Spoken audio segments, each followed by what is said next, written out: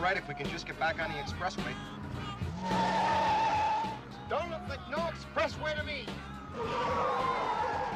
Don't yell at me. What the hell you want me to do, motorhead? Well, try not to be so negative all the time. Why don't you offer some constructive criticism?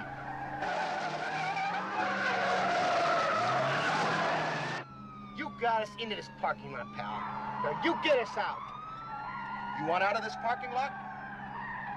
Okay. Would there be anything else? Yes, do you have a Miss Piggy?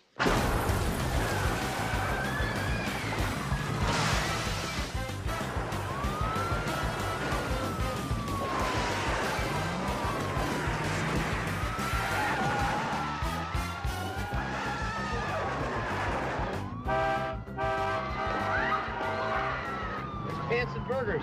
Yeah, lots of space in this mall.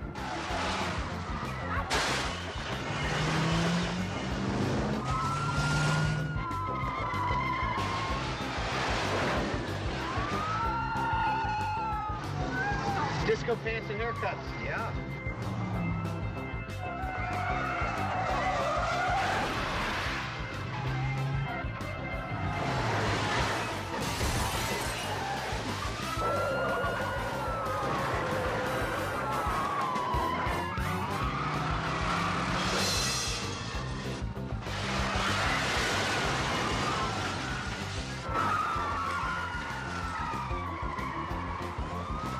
Baby clothes.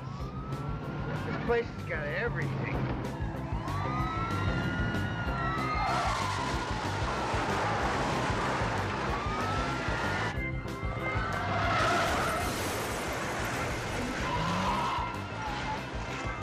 New Oldsmobiles are in early this year.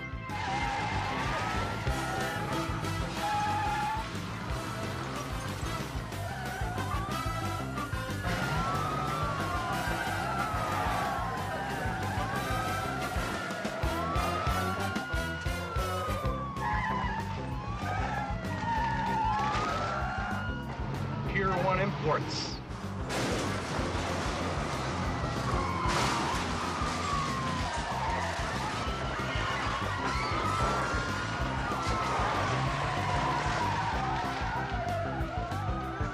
Oh, shit.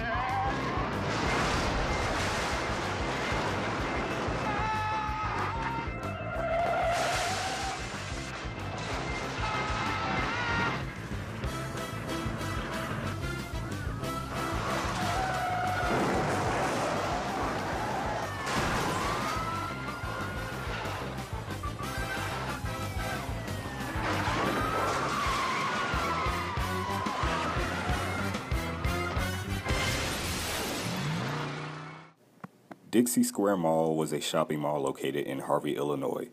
The mall was abandoned for 33 years, which is almost 3 times longer than it was when it was open. It was notable for being used in the mall chase scene in The Blues Brothers, which is the clip you all previously watched. Also, urban explorers would travel to see the mall's extremely dilapidated condition. It was a dead mall throughout most of its operation. But let's get to the mall's history. Construction for the mall began in late 1964 on what was a golf course. The total cost of construction cost $25 million, and Montgomery Ward was the first store at the mall to open on October 21st, 1965. On August 31st, 1966, the mall was partially open with 36 stores, and by November 9th, 1966, the mall finally had its grand opening. At this time, Dixie Square had 50 stores open. There was a big celebration for the grand opening. By 1968, it had 64 stores, including 2 anchor stores, Woolworth, Walgreens, and a Jewel supermarket. In 1970, a clothing store called Turnstile became another anchor. Crime became a very big problem in Harvey, which was in the Chicago metro area. It became known as a very dangerous poor town. Several people were harmed at the mall, which include: a lady was fatally shot near the mall in a failed attempt at a robbery in November of 1972. Another person was fatally shot at the mall in April of 1973.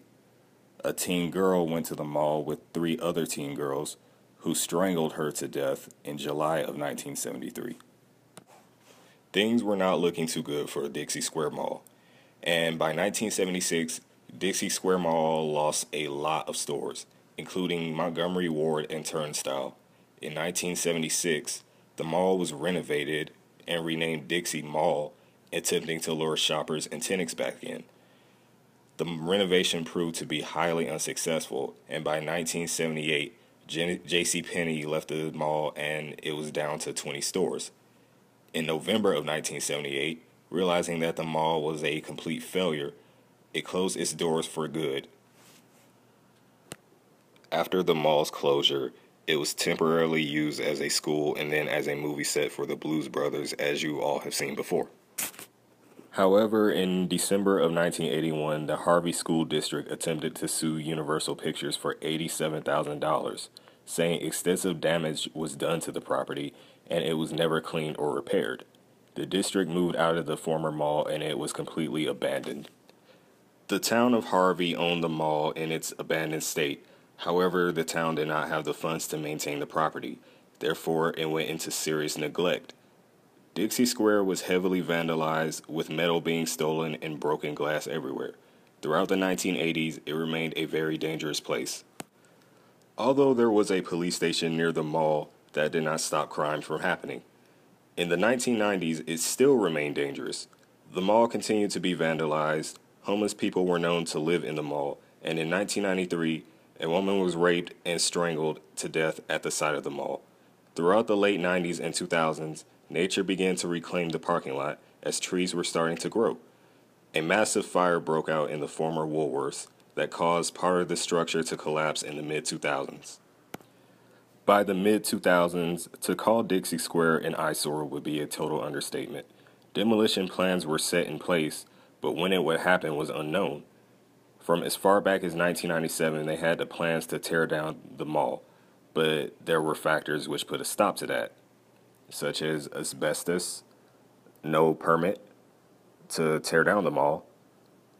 They had a lack of funding, and there were setbacks due to the government.